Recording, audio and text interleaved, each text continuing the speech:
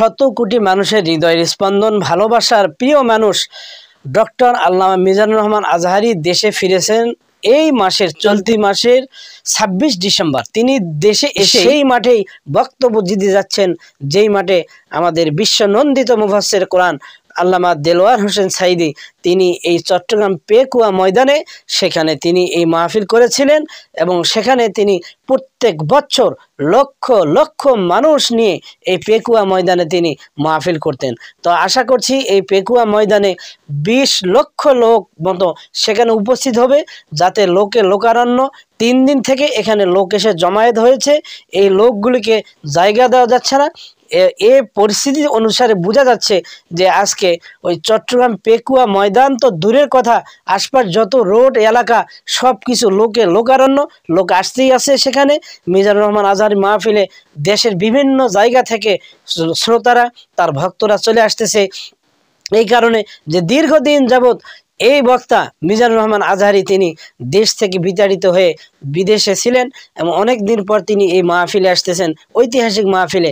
এই জন্য লোকের এখানে সমাগম আশা করছেন এই এলাকাবাসী, এবং আমরা আশা করছি এখানে ২০ লক্ষ লোকের উপর জমায়েত হবে ইনশাল্লাহ।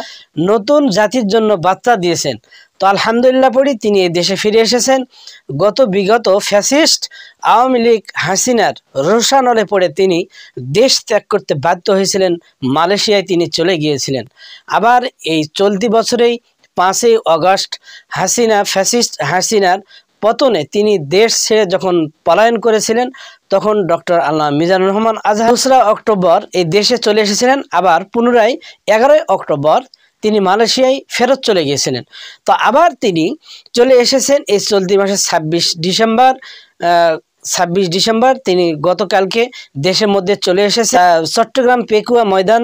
সেখানে তাফসির মাহফিলের প্রধান মেহমান হিসাবে বক্তব্য রাখবেন এবং এইটা দিয়ে তিনি মাহফিলের যাত্রা শুরু করবেন এবং যথা উপযুক্ত টাইমে সেখানে তিনি পৌঁছে যাবেন ইনশাআল্লাহ তাআলা।